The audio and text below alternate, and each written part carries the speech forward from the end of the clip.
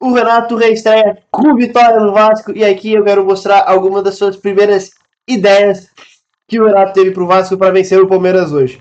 Vamos lá. O Vasco, como está aqui, era um 4-1-4-1 e o Vasco ele se mantinha dentro dessa estrutura boa parte do tempo, principalmente para pressionar. Né? O Palmeiras buscava fazer essa saída num 4+2, baixando dois laterais, mais Marlon e Andréas, né? Uma saída mais com mais gente nessa primeira fase de construção. O que era a ideia do Renato aqui? Era David, que era o centroavante escolhido, tinha boa capacidade de pressão, de percorrer campo.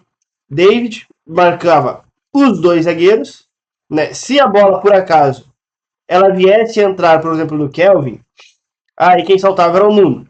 Se a bola entrasse no GFT, quem saltava era o Gomes aqui e o Nuno estava do outro lado.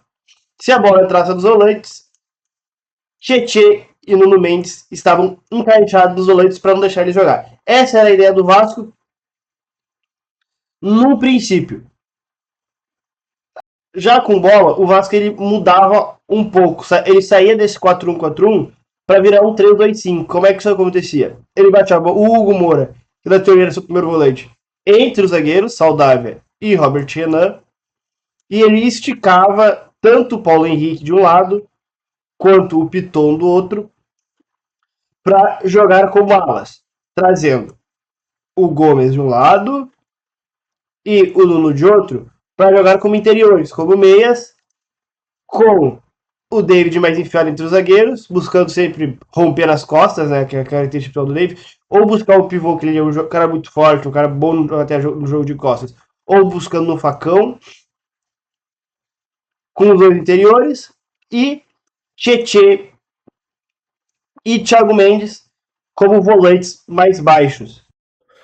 Onde eu acho que eram os problemas do Vasco, principalmente no primeiro tempo.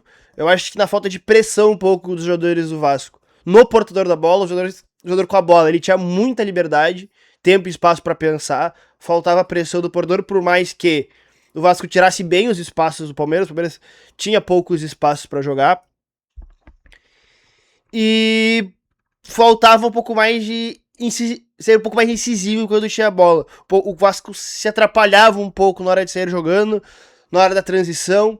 O Vasco se atrapalhava, isso principalmente no primeiro tempo. E aí, para mim, vem uma das principais características dos trabalhos do Renato. O Renato ele dá uma leitura muito boa de jogo. Então ele consegue mudar muito rápido.